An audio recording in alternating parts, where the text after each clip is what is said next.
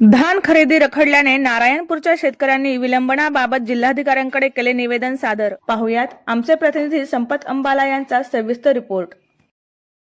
सिरोंचा तालुक्यातील नारायणपूर येथील शेतकऱ्यांनी धान खरेदीतील विलंबनाबाबत जिल्हाधिकाऱ्यांकडे निवेदन सादर केले आहे.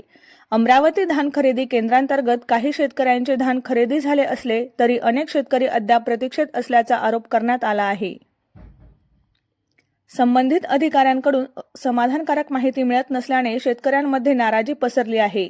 साठवून ठेवलेल्या धानामुळे आर्थिक फटका बसत असून धान खराब होण्याची शक्यताही वाढली आहे.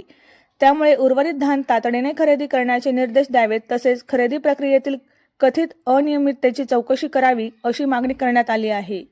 मागण्या मान्य न झाल्यास चक्काजाम आंदोलन छेडण्याचा इशारा शेतकऱ्यांनी दिला आहे.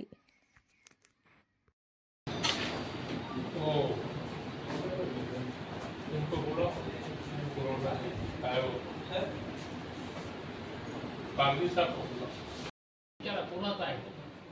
कारण कसं आहे, प्रायव्हेट व्यक्तीचा प्रायव्हेट असं तर नाही म्हणून सर आम्ही त्यावेळेस गेलो होतो. त्याने भाडे म्हणे पहिले कोणाचा आहे? कारण कसं आहे, प्रायव्हेट व्यक्तीचा प्रायव्हेट असं तर नाही म्हणून सर आम्ही त्यावेळेस गेलो होतो. त्याने भाडे म्हणे पहिले